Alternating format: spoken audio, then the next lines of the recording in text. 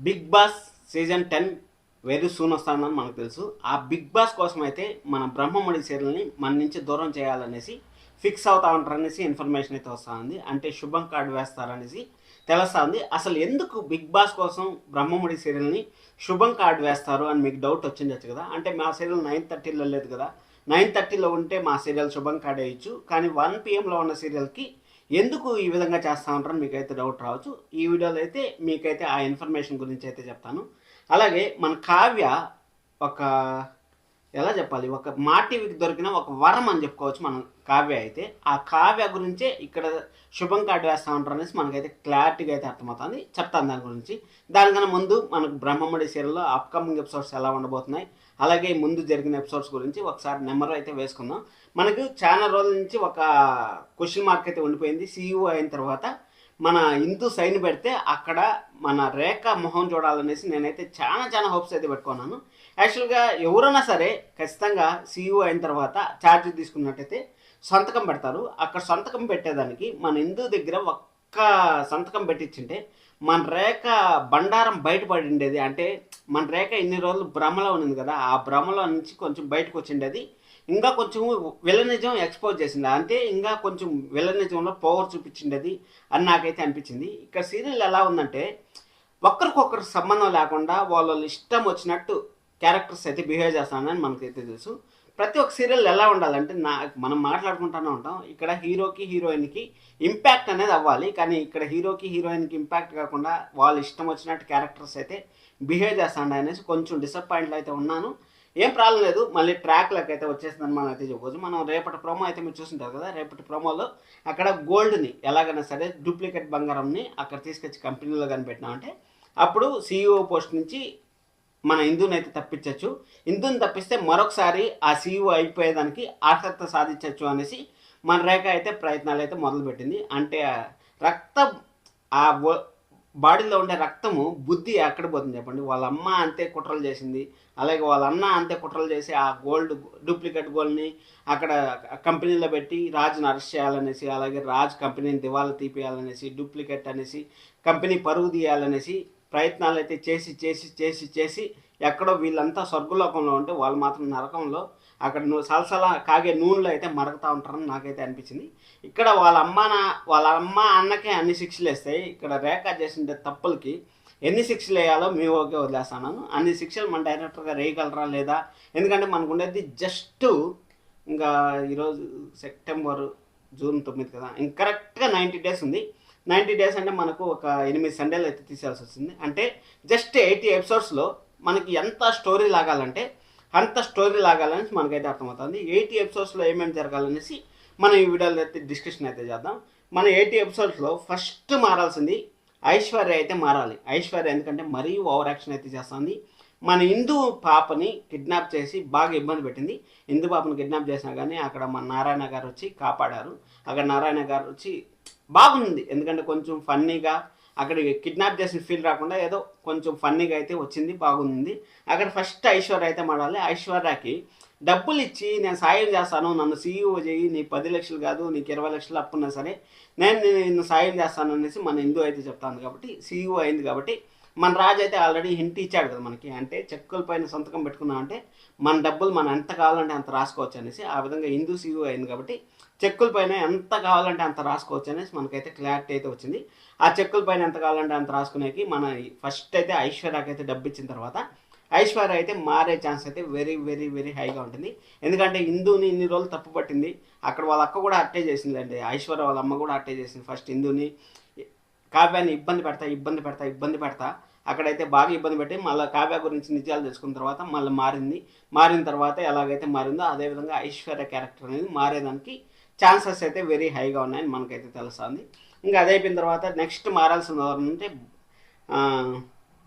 మన ఆమె పేరు ఏం పేరు, అదే మన రేఖ వాళ్ళు వదిన ఉంది కదా, ఆమె పేరు మీరు కామెంట్ కూడా చేశారు, గుర్తుండవు. ఎందుకంటే ఒక 20 సీరియల్ చూస్తా అంటే 20 సీరియల్ ఆడ గుర్తుంటే చెప్పండి.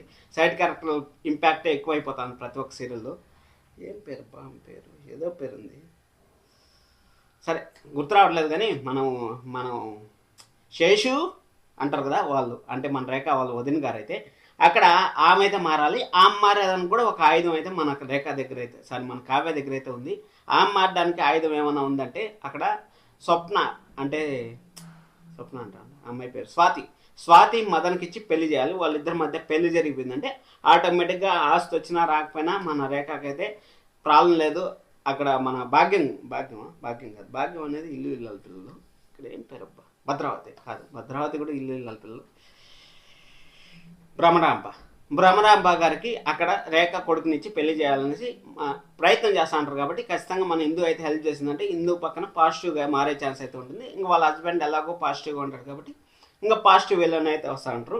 ఇంకా మనకు ఈ సైడ్ నుంచి చూసుకున్నట్టయితే వెంకటేశ్వర్లు అలియాస్ వెంకీకి అలాగే మన హిందూకి ఈరోజే లవ్ ట్రాక్ స్టార్ట్ అయింది. అంటే బాయ్ ఫ్రెండ్ అంటే ఎస్ బాయ్ ఫ్రెండ్ అంకుల్ అనేసి చెప్పింది కదా. బాయ్ ఫ్రెండ్ అంటే మన ఆఫీస్లో పనిచేసే అతనే అక్కడ మేనేజర్గా ఉన్నప్పుడు తీసేసి వాచ్మెన్గా పెట్టారు చూడండి. అతనే ఇప్పుడు అక్కడ వచ్చి అక్కడ హోటల్ ఏదో పెట్టినాడు. హోటల్ పెట్టి మేనేజ్మెంట్ చేస్తామన్నట్టు మనకి ఏమైనా చూపిస్తారా లేదా మనకు తెలీదు. అంటే లింకులు అనేది ఉంటాయి కదా. ఇప్పుడు వాళ్ళు హైదరాబాద్లో ఉండేటప్పుడు ఒక సరౌండింగ్లో ఉండేటప్పుడు ఖచ్చితంగా లింకులు అనేది ఉంటాయి కాబట్టి ఆ విధంగా అయితే అక్కడ హోటల్లో మేనేజర్ అయితే మన మేనేజర్ లాగా అయితే ఉన్నాడు. ఆ మేనేజర్ పోస్ట్కి మన వెంకీని అయితే తీసుకొచ్చి బాయ్ ఫ్రెండ్ అంటే అవును అంకుల్ బాయ్ ఫ్రెండ్ అంకుల్ అనేసి మన వెంకీకి అయితే జాబ్ అయితే వచ్చేస్తుంది. మంచి పని అయితే చేశారు. ఎందుకంటే ఆ వెంకీ బాధ్యుల్లాక కోసుకుంటాడు, ఏడస్తాడు, వాళ్ళ నాన్న వాళ్ళ బాధ, నా కొడుకులు ఏమి అయిపోయినారనేసి ఖచ్చితంగా ఏ తండ్రికైనా బాధ ఉంటుంది. ఎందుకంటే ఒక కొడుకు అసలు పట్టించుకోనే లేదు. వాళ్ళ రక్త సంబంధం కాకపోయినా కానీ కన్న ప్రేమ పెంచిన ప్రేమ కన్నా గొప్పది. కాబట్టి మన రాజు అయితే రాజుకి హాస్పిటల్లో ఉండే వాళ్ళ వల్ల ఇంపాక్ట్ అవుతుంది.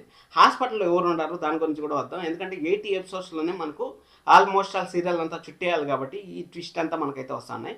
ఇక్కడ వెంకీకి అయితే మొత్తానికి ప్రాబ్లం సాల్వ్ అయిపోయింది కాబట్టి వెంకీ ప్రాబ్లం సాల్వ్ అయిపోయింది. అలాగే మన నందు అయితే మనకైతే తెలిసిపోయింది ప్రాబ్లం ఏముందనేసి.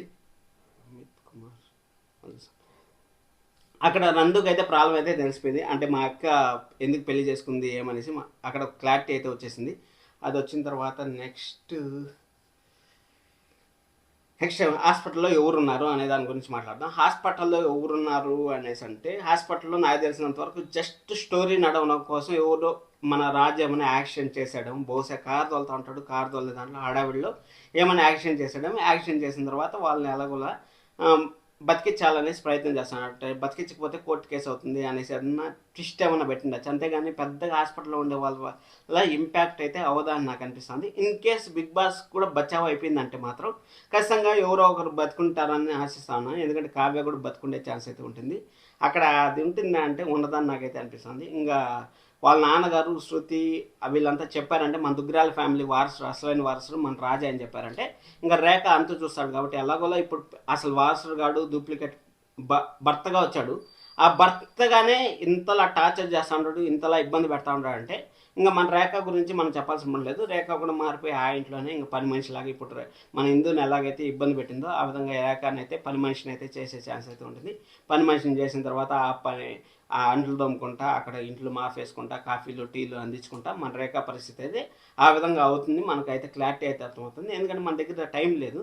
ఇక్కడ టైం లేదు అని ఎందుకు చెప్తానని మీకు డౌట్ రావచ్చు కదా. ఏమీ లేదు, ఇక్కడ బిగ్ బాస్ కోసం అనేసి మన కావ్యాన్ని అయితే గట్టిగా ప్రయత్నం అయితే చేస్తూ ఉంటారు. కావ్య బిగ్ బాస్కి రావాలనేసి. ఎందుకంటే బిగ్ బాస్ సీజన్ 9 ఎంత సూపర్ డూపర్ హిట్ అయిందో మనకు తెలుసు. ఇప్పుడు దాదాపు 3 ఇయర్స్ నుంచి 3 ఇయర్స్ నుంచి అయితే కావ్య బిగ్ బాస్కి వస్తుంది, కావ్య బిగ్ బాస్ వస్తుంది అనేసి రూమర్స్ అయితే మామూలుగా స్ప్రెడ్ అవ్వలేదు. కానీ సీరియల్ కోసం అయితే స్టార్ మా వాళ్ళు అయితే అంటి పెట్టుకున్నారు. కానీ సీరియల్ ఇప్పుడు ఆశించేంత రాలేదు కాబట్టి కావ్య లేకపోయినా సరే మేనేజ్ చేయగలిగే శక్తి సెకండ్ జనరేషన్ వచ్చింది. కాబట్టి వాళ్ళతో ఏమన్నా నడిపిస్తారా లేకపోతే కావ్యాన్ని బిగ్ బాస్లోకి పంపిస్తారా అనేది చూడాలి. కావ్య అయితే డెఫినెట్గా 99.9% అయితే బిగ్ బాస్ పోయే ఛాన్స్ అయితే ఉంటుంది అని నాకైతే అనిపిస్తుంది. ఎందుకంటే కావ్య ఒక వజ్రం లాంటి స్టార్మాకి ఆ వజ్రాన్ని దూరం చేసుకునేసినారు. ఆల్మోస్ట్ వాళ్ళు దూరం చేసుకునేసినారు. ఎందుకంటే ప్రతి ఆదివారం విత్ స్టార్ మా పరివార్లో మన కావ్య అయితే ఉండేది. అలాంటిది కావ్య ఇప్పుడు రాకుండా అదర్స్కి వెళ్ళిపోతుంది. అంటే మన కుక్ విత్ జాతిరత్నాల్లో కూడా మన కావ్య అయితే వచ్చింది. కాబట్టి ఛాన్స్ నుంచి అక్కడ తీసుకుంటారు. ఇప్పుడు అలాగే జెమినీ టీవీకి వెళ్ళిపోయింది, ఆహాకి వెళ్ళిపోయింది, ఈటీవీకి వెళ్ళిపోతుంది, జీతెల్కి వెళ్ళిపోతుంది, ఇన్ని ఛానల్స్కి వెళ్ళిపోతే అక్కడ కావ్యాన్ని ఆటోమేటిక్గా ఎవరో ఒకరు లాక్కునేసే ఛాన్స్ ఉంది. అప్పుడు లాక్కునేస్తే స్టార్ మాకి భారీ నష్టం జరుగుతుంది. కాబట్టి ఒక యాక్టర్ వెళ్ళిపోయిందంటే భారీ నష్టం జరుగుతుంది. కాబట్టి ఆ భారీ నష్టం నుంచి బయటపడాలంటే ఒకే ఒక మార్గం ఏమైనా ఉందంటే అది బిగ్ బాస్లో కానీ ఎంటర్ అయిన తర్వాత ఒకవేళ కప్పు గెలవకపోని 90% గెలిచే ఛాన్స్ అయితే ఉంటుంది. ఫస్ట్ ఉమెన్ కప్పు గెలిచే ఛాన్స్ కూడా దీపికాకు ఉంటుందని మనం అయితే అనుకోవచ్చు, మన కావ్యకి ఉంటుంది అనుకోవచ్చు. అక్కడ మన కావ్య గెలిచిందంటే మాత్రం ఇంకా రేంజ్ అక్కడికి వెళ్ళిపోతుంది. ఇక అక్కడ అయిపోయిన తర్వాత ఇక్కడ బిగ్ బాస్ గురించి మనం మాట్లాడుకున్నట్టయితే బిగ్ బాస్ ఉంటే 1 year అగ్రిమెంట్ ఉంటుంది. కాబట్టి వేరే ఛానల్స్లో కానీ వేరే ఓటీటీలో కానీ ఎక్కడ కానీ అసలు క్వశ్చన్ మార్కే లేదు యాక్ట్ చేయడానికి. అందుకోసం అనేసి మరొకసారి అయితే సంవత్సరం అయితే మన స్టార్ మైన్ అయితే అంటి పెట్టుకుంటుంది. అదైపోయిన తర్వాత కొత్త సీరియల్ ఒక ఛాన్స్ ఇచ్చారంటే ఇంక 3-4 ఏళ్ళు మన కావ్య అయితే ఎక్కడికి పోదనేసి వాళ్ళకి అయితే క్లారిటీ వచ్చేస్తుంది. కాబట్టి ఆ వజ్రాన్ని దూరం చేసుకున్నారు మన ఇండియా వాళ్ళు. కోహినూర్ వజ్రం ఎలాగైతే దూరం చేసుకున్నారో స్టార్ మా వాళ్ళు ఆ విధంగా మన కావ్య లాంటి వజ్రాన్ని దూరం చేసుకోవాలని నాకైతే అనిపిస్తుంది. అందుకోసం అనేసి ఈ సీరియల్ శుభంగా ఆడేసినా పర్లేదు, కానీ కావ్యాన్ని మాత్రం వేరే ఛానల్కి పోకూడదు అనేసి వాళ్ళైతే డిసైడ్ అయ్యారని తెలుస్తుంది. చూద్దాం ఏం జరుగుతుంది ఏమనేసి. కానీ ఎపిసోడ్స్ అయితే ఫాస్ట్గా ఉంటాయనిపిస్తుంది. ఏం జరుగుతాయి చూద్దాం. మంచి ఎపిసోడ్స్ రావాలని కోరుకుంటాను. Thank you so much. Love you all.